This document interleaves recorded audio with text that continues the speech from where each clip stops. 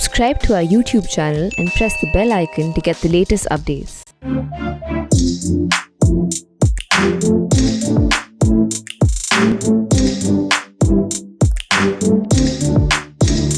Hello and welcome to Softcover, the Print's new platform to launch books online. The book that we are going to launch today is titled Yes Man. It talks about the journey of Rana Kapoor, the co-founder of Yes Bank.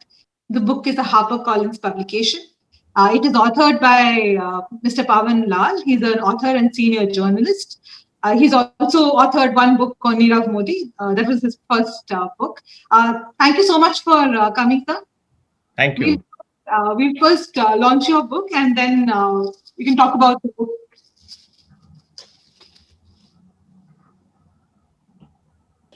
Congratulations. Thank you. I've got one too. The publisher sent me.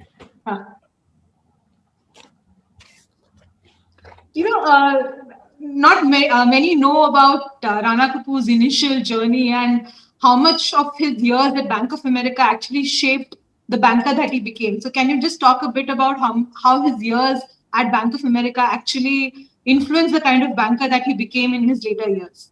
Absolutely. So I think, if you have to understand Rana Kapoor's journey and his trajectory at Yes Bank as a private banker and somebody who you could perhaps describe as one of India's most promising financial professionals in the last couple of decades, you really have to start at the beginning. And the beginning means you have to go back and see what his earlier career was. Rana Kapoor, of course, started with Bank of America in Mumbai, and between Delhi and Mumbai, his early years would rotate his positions. But fundamentally, when he started in Mumbai as a young trainee, a lot of his early years and a lot of his tutelage under his bosses, which included Vikram Talwar and other senior executives later on, would go ahead and shape the kind of executive he was to become. So if you speak to most of the bankers like I did, who were around in those years and worked with him, they would tell you two or three things about Rana Kapoor. One, that he was extremely ambitious and he was always looking at the next position or the next goalpost in his career line and how to get there. Two, he was really good at upward management, which is to say he was brilliant at getting along with his bosses and his superiors, and not necessarily downward management, right? I mean, because people always say that the best leaders are adept at both upward and downward management, but in his case, he was really good at upward management only. And three, he wouldn't hesitate in taking shortcuts to get to where he wanted. He was extremely ambitious, and that was coupled with the drive to get to where he wanted to go really fast. And I think a lot of that, as I've written in Yes Man, is traced in very, very close detail in the early chapters and goes on to explain how he did each one of these three things. Do you think that the fact that he got a license at Yes Bank for the bank was surprising, given the fact that some of his decisions at the Bank of America were actually hauled up for lacking due diligence? We have to be very circumspect and understand that the license was not entirely granted to him. He may have been in the seat of a promoter by the time the license came through, but the license was actually granted because of the two names on the documents that were submitted to the RBI early on, which were specifically Harkirat Singh, the early genesis of the idea and the gentleman who created the idea, and Ashok Kapur, who was also a senior banker and more closer to vintage and age to Harkirat Singh, and was actually also a friend of his and worked with him back in the day. And that's where the genesis began of this idea. I mean, Rana Kapoor, by all accounts, as we know, came into the picture much, much later. And again, that's a fairly complicated structure under which he managed to put himself in terms of the promoter position.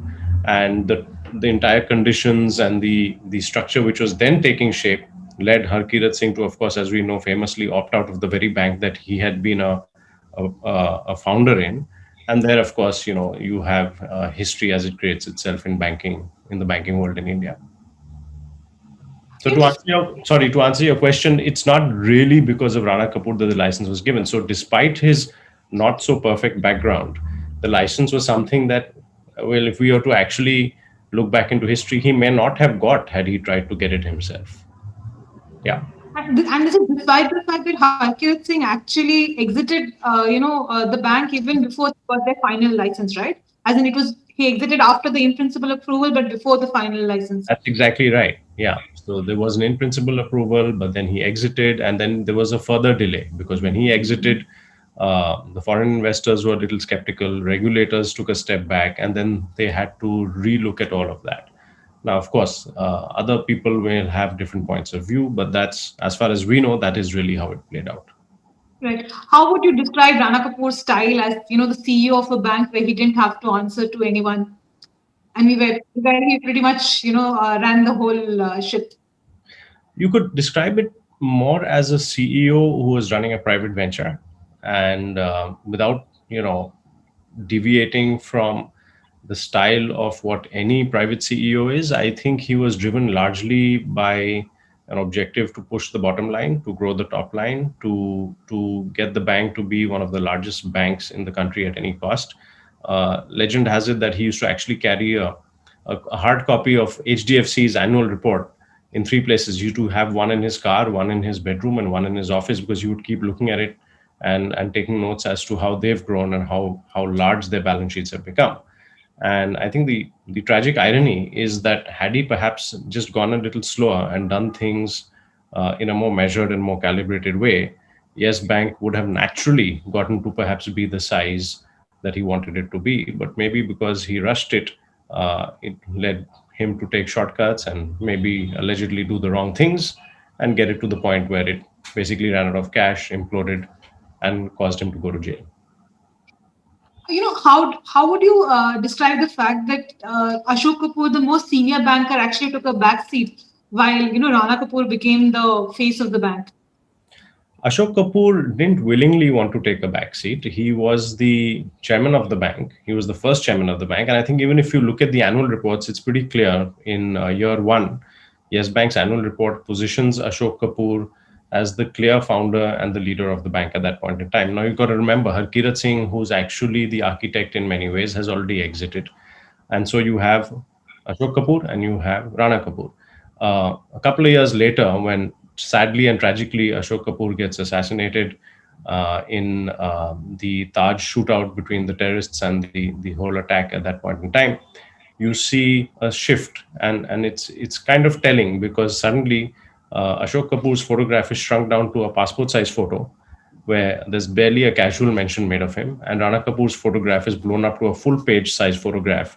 And I think these little things, while they might seem very cosmetic, are actually huge indicators of what's going on in a CEO's mind at that time frame in an Indian corporation. And vanity, as they say, is one of the Achilles heels of any leader, and it certainly was with Rana Kapoor. So Yes Bank was much more about Rana Kapoor than say a Kotak Mahindra Bank was about Uday Kotak, right? As in, if you would look at two banks who kind of launched during similar times. I don't think you need to even just restrict that to Uday Kotak or Kotak Bank. You can compare it to any other bank, whether it's Aditya Puri and HDFC in his time, or whether it's RBL Bank and an Axis Bank. I don't think any other private bank's CEO or top manager was as visible or as high profile as Rana Kapoor made himself out to be. That's not a good or a bad in and by itself. I mean, there's no absolute value metric to that. It's just a management style. Some CEOs are very flamboyant and visible, some are not. I think the point you have to remember is what purpose did it serve the bank? And I think that's the question a lot of businessmen, a lot of CEOs had, because if you're going to be growing the business, what's the requirement for you to be in the center stage of every spotlight in every organization? I mean, there are videos on YouTube where he's giving a speech at IIT conclaves in Hawaii, where after the event is over, you can actually watch Rana Kapoor telling the students that come and take a photograph of me. And so that tells you a little bit about the driving mindset. He was also supposedly an executive who had hired a PR agency when he was in his early 30s, right in the Bank of America days. So he was pretty clear about public image. He knew how powerful that was, how effective it could be in shaping his own positioning within institution and a company. And he used it with maximum effect. Do you think the central bank kind of let him, do this and kind of did not check his powers at all, like until it was too late? I would not want to hazard a guess beyond suggesting that simply the regulators would have had to know at some stage what was going on within the bank, because the RBI inspectors certainly have access to credit reports and loan files and accounts and things of that nature far beyond board members or independent directors or private parties or auditors even do. And so, was it negligence or was it willful ignorance? One really never knows. It may be a coin toss. You also have to realize that administrations have changed in the last 20 years. And in any emerging economy, rules, regulations, regulators all go through a stage of flux from one administration to another ruling administration. And do things sometimes fall in the cracks? Perhaps they do. Is that maybe not an excuse? Perhaps it's not, but that's what it is. Right, because the kind of credit growth that they saw post 2008 was amazing, right? As in, it Yeah, was much higher than what the industry credit growths were. absolutely. Absolutely. Even if one would say that, okay, probably the NPAs and the understatement was across banks, and most banks did have to correct their NPA positions after the asset quality review. But in terms of credit growth, I don't think any other bank saw those kind of credit growth rates during that period. No, they didn't. And you're absolutely right. The AQR was one of the predicators and the precursors of what triggered an entire avalanche of an exposure of mountain of debt, across banks. And it wasn't just Yes Bank, right? If it was also Axis, it was also, I mean, you were actually hammering away at the walls that were rotting within a variety of private banks. I don't need to take the names. We all know what they are, right? I think it's interesting that PNB, which is not a private bank, but it's a PSU bank, but its lid got blown off just maybe about a year or so before Yes Banks, and it actually worried Rana Kapoor quite a bit, right? As I've detailed in one of the chapters, there's an entrepreneur who wants to go take a loan, and Rana Kapoor is agreeable, and then tells him after 4 months that, look, we've had trouble with PNB, there's a lot of heat, and maybe we should take a step back. Interestingly, I'm not sure if some folks would know, but not most, that Rana Kapoor and Nirav Modi were actually neighbors, right? Nirav Modi lived above Rana Kapoor in the same apartment complex in Mumbai. What about the role of independent directors? Do you think the independent directors failed the bank? I think Or in proactive? there's two schools of thought, right? So I think independent directors have willy-nilly a moral obligation to sort of ensure that the business is being run the right way and shareholders are getting the best management to manage their business. At the same point in time, these shareholders are also appointed by the executive management and the same CEO who is signing them on and authorizing their remuneration, their perks, their benefits. In some cases, these are very sizable. I mean, off the books, what is happening, one will never know. You did have people who were from from a fairly diverse set of backgrounds. Everybody from the army to the bureaucracies to former business people to advertising execs. And I think the one glaring thing that jumped out at me was that very few of them were actually having financial expertise in their professional lives. Most of them didn't. The vast majority didn't. Now, it's one thing if you're running a company and you bring in somebody with a very different skill set, because that actually adds diverse value to your company, right? Especially if you're a different sort of a firm like an entrepreneurial shop and you're doing something different. But in a fairly regulated state conservative business like banking, my sense is you would probably want people who've had banking experience. The second point, I think, is that you really want independent directors at some stage, and this ties in with the second school of thought, to not just sit in a boardroom meeting and say yes or no to the CEO and the operational heads, but to actually take out the time to go and visit the latest branch which the bank may have opened, to go and visit the branch which is actually losing the most amount of money, to go and talk to the employees in the headquarters, go and talk to employees in Delhi main, go and talk to employees in Bangalore main when they're there. That's really the function of an independent director, to ask the uncomfortable questions, to ask the difficult, raise the difficult points, and push management to make changes where changes need to be made. And how much of that is happening is frankly very hard to say, because these meetings, as you know, are all closed room meetings. Even the minutes of these meetings are not open to everybody. But regulators would have a sense of knowing. And from what reporting and whatever investigation I have done, what I've heard is on the odd occasion that independent directors did try and raise points and some issues, they were told by Rana Kapoor that we'll discuss that later, we'll come back to that later, that's not important right now, and it was essentially deferred. So, yeah. But you also cite examples of how the board, also had like say family members or loyalists. But the board also had IAS officers, right? For 9 years, the board of Yes Bank was held by an former IAS officer. So ideally, you would think that these are not people that one could steamroll. You're right, but at the same point in time, there are IAS officers and then there are IAS officers, and I think it's not fair to assume just because somebody is an IAS officer, they're necessarily going to be doing things in a certain fashion, and just because somebody has gone to Harvard, they're going to turn around and be absolutely brilliant. You'll appreciate that in the last few years, not just domestically but also internationally, some of your largest white collar frauds have been perpetuated by graduates from Harvard and Wharton, right, which are your best blue chip schools. So intelligence doesn't equate to honesty. And there's a clear difference between the two. You can be extremely intelligent and extremely corrupt, and you can also be extremely honest and of average IQ. So there's a difference between the two. Right. Also, what would you say started Rana Kapoor's downfall? Or what was the trigger for Rana Kapoor's downfall? I think ironically, it's the fact that he turned his niece down, Shagun Kapoor Gogya. He didn't want her on the board. He didn't want her participating in the bank's functions or meetings in any form or fashion, even though she was a legal heir and her father was an equal stakeholder, just like Rana Kapoor was. And had he maybe allowed her into the bank, things wouldn't have gotten as ugly as they did.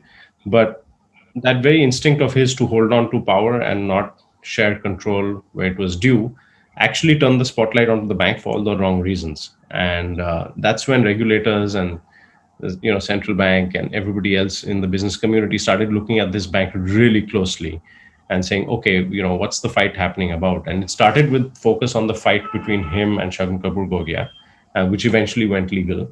And then, of course, from there, it escalated into much more scrutiny on the bank's other operations. So that really was the tipping point, in my view, and the inflection point at which you start seeing the bank going downhill. Until then, there's no real scam or scandal or any taint on the bank as such. It's just a fast-growing private bank being led by an ambitious young CEO, which was fine at that point in time. So if ILFS wouldn't have happened, that whole default there, probably many of these institutions wouldn't have really collapsed, right? Because the weak points wouldn't have really come out. That's true. ILFS was another tipping point, you can say, which really blew the lid off an already weak house. And if the walls were crumbling, then the roof got blown off by ILFS, not just for Yes Bank, but for a number of other institutions, as we know, Cox and Kings and HDIL and, Diwan Housing and so on and so forth. So there were a half a dozen or more companies that were exposed when that breakthrough happened. But as far as Yes Bank is concerned, if you were asking about the first trigger, it would have been the lawsuit between him and his niece and that brewing conflict that got the spotlights turned on it. Do you think that Kapoor also made a conscious decision to keep his family out of the business, as in none of his daughters joined the bank, though you do mention specifics about the separate company and the business that they set up?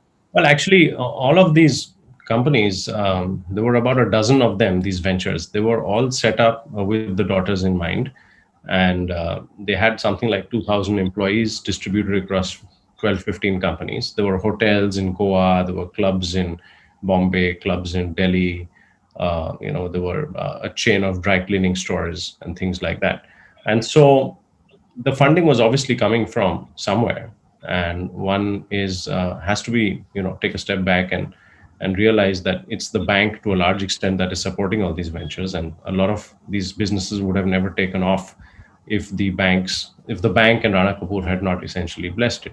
Rana Kapoor's daughters were highly educated, but they were all extremely young when they returned from the US. And they were, to a large extent, also operating out of Yes Bank. I mean, if you speak to former employees or current employees of Yes Bank, they will tell you to a large extent, his daughters had been running businesses out of these very offices, which are essentially, the Yes Bank office in India Bulls. And that was something that was also a question mark and was raised by Shagun Gogya's associates and lawyers at some stage. You're not allowing her into the building.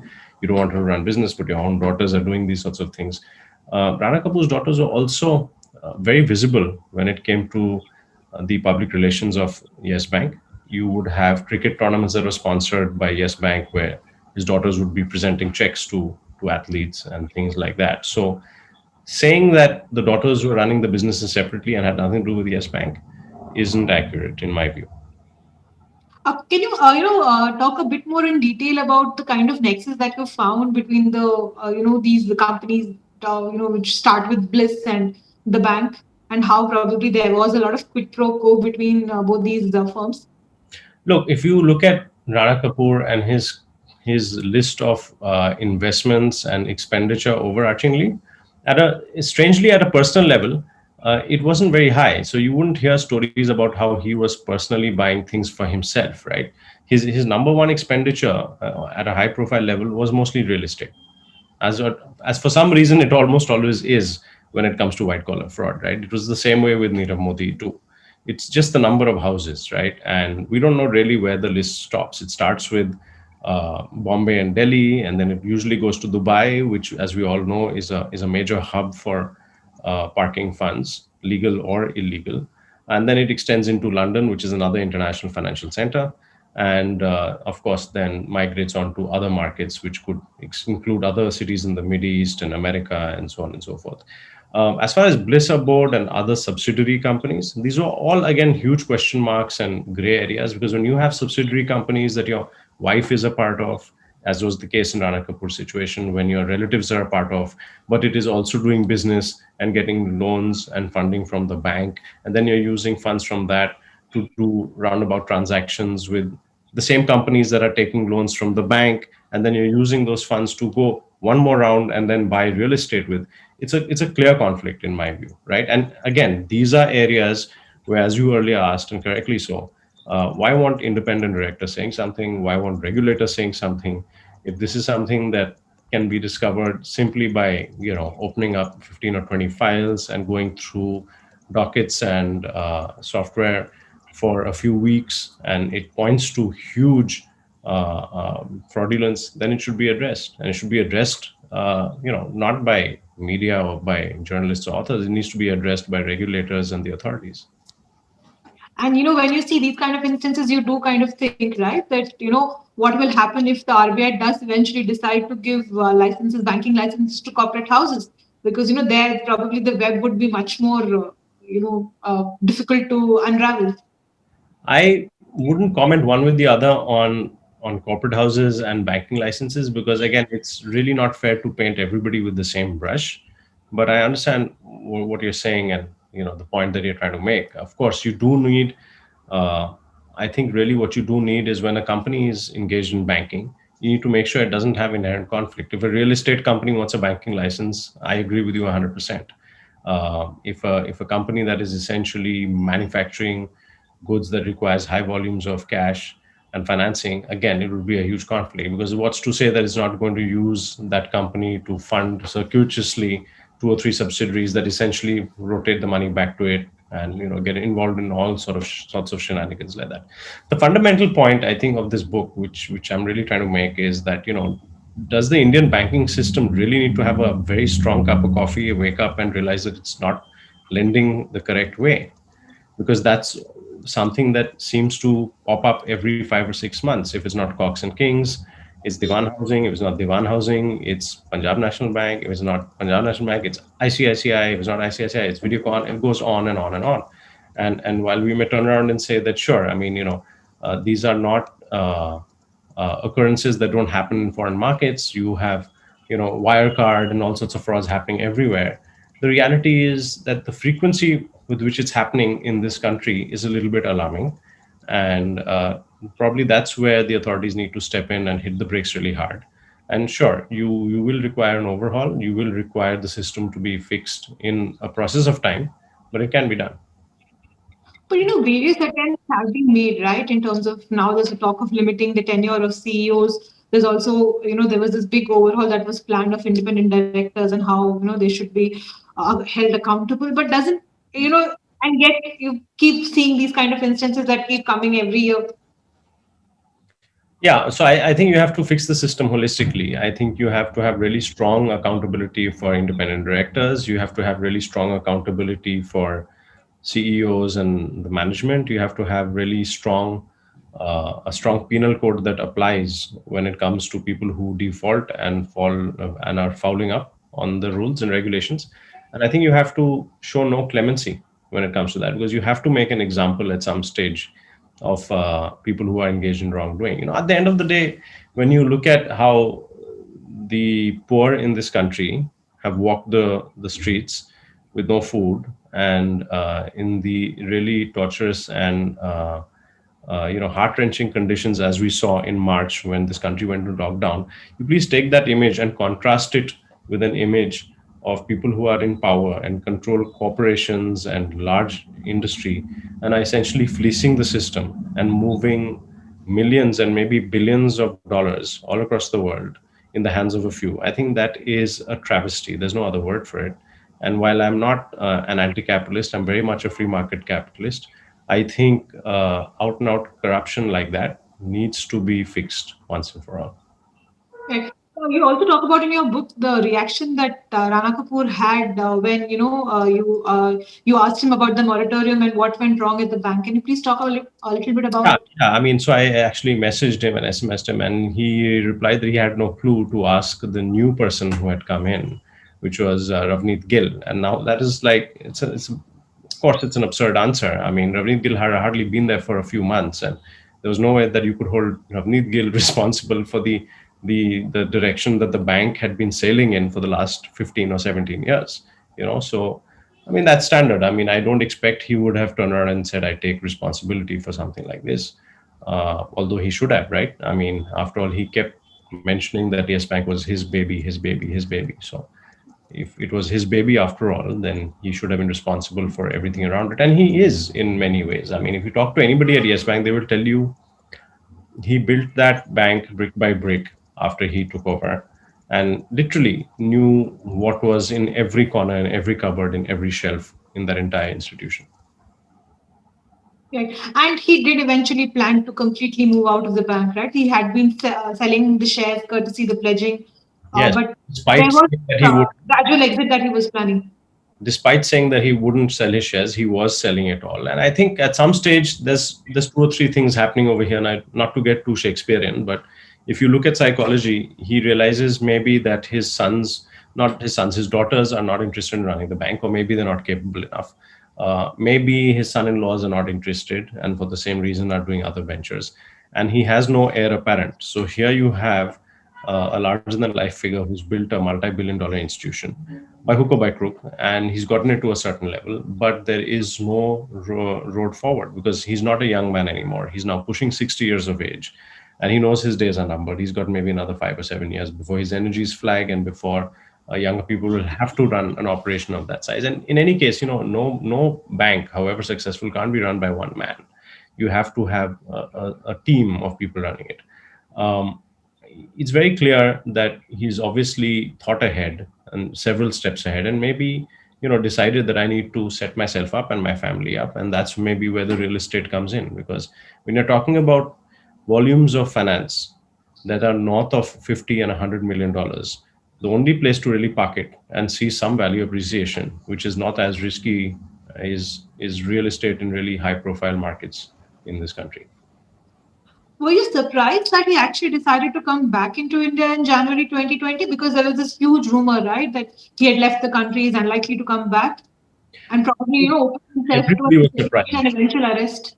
Yes, the answer is yes, because everybody was surprised, and everybody in the business community was actually taken aback. And there were a lot of rumors floating around. The rumors included him coming back because he actually thought he would be taking charge of the bank again, ranging from that all the way to maybe that there was some sort of a tacit agreement being discussed or carved out between him and regulators in terms of how the bank would be functioning going ahead. And the wildest rumor I heard was that he was coming back because the government had invited him to be the next finance minister. Okay, that was really funny. Also, what do you think of the fact that there was a new CEO who was appointed, Ravneet Gill was appointed, but his Rana Kapoor's coterie remained, right? The people whom he trusted, they were still there at the bank. So how would a CEO who's considered an outsider actually make changes to the bank and the way it lent and basically clean up the books? Very difficult, and that's a great question. I think Ravneet Gill had an uphill task from day one, and he actually probably wanted to clean up the decks and bring in a fresh set of talent. But the board members were not all his own board appointees. Some of them were from the earlier regime, and the other challenge was that the next deck of management professionals, a lot of them were Rana Kapoor loyalists, and so there's actually a whistleblower letter that is included in the book which talks about how there were all that were basically up in arms and trying to push Ravneet Gill to change his plans when it came to getting rid of these executives. And then there was pushback saying that, no, I mean, he's doing the wrong thing. So a lot of that was happening. It was being made public in the news.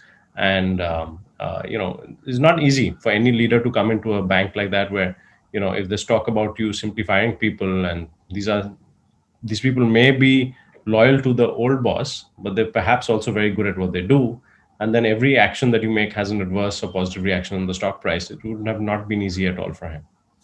Right. And my last question to you, how do you see Yes Bank now going ahead, and that too without Rana Kapoor?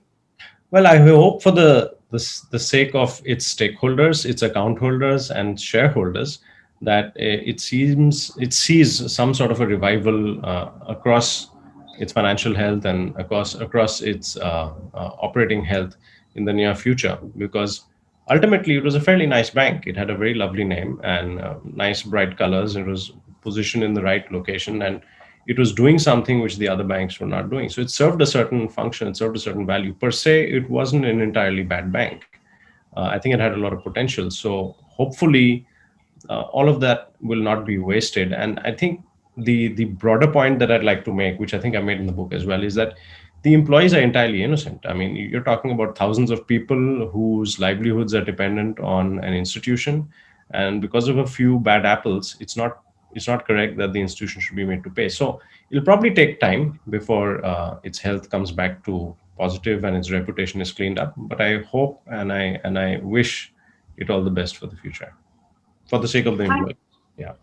thank you so much, and all the best for your book. Thank you very much. It's been a pleasure. Thank you. Thank you.